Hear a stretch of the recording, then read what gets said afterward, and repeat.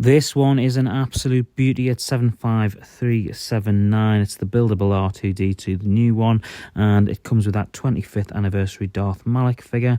And I've already done a review of this figure in a previous video, so go and check that out if you're looking to see stuff about that Malak figure.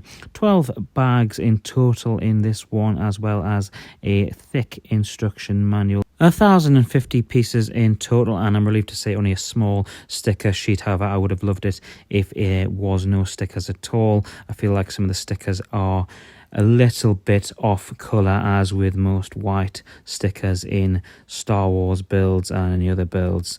The white almost looks like the tile is cream on some occasions. However, I was very careful with the placement of the stickers on the front of R2-D2.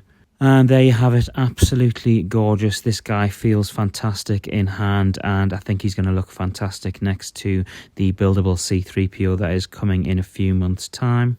You also get a minifig R2-D2, which I'm relieved to say does have back printing, just like in the Yavin 4 set. It would have been a pretty big disappointment if it didn't have any back printing on its own character buildable figure. And you've also got the plaque there that you get with any of these figures to explain a little bit more about one of our favourite droids. A couple of little accessories with this one that can be added or retracted at any time, including this scanner that can be put on top of his head.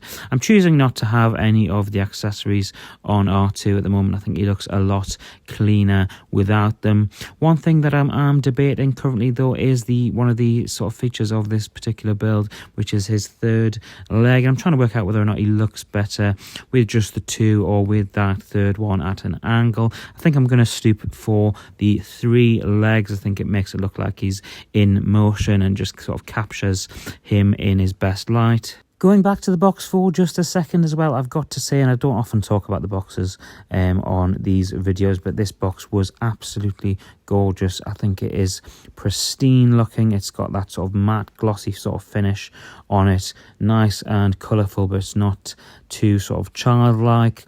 You've also got the Tatooine twin suns as well at the very top, and I think it's just a really nice looking box, and I think only sort of Lego collectors will sort of appreciate what it is I'm saying, and those that have got this box will know exactly what I'm talking about. But anyway, back to the R2-D2 build. The first bag was a Technic bag. Basically, it was a few bricks and a lot of Technic pieces just to get his innards together. After that, you're doing the droid from sort of one side to another. So you do both of his sides, then the back, then the front, and then the headpiece as well in 4 sort of separate areas. I think that's all covered in one bag. You then move on to the legs, and in the end the third leg and the character plaque that comes with the build. I did really enjoy the build process. Sometimes it can get a little bit boring when you're doing the same things over and over again, but it managed to be slightly different from sort of piece to piece, side to side as you go around, as obviously no 2 sides are the same, other than of course the sides with both of his legs on.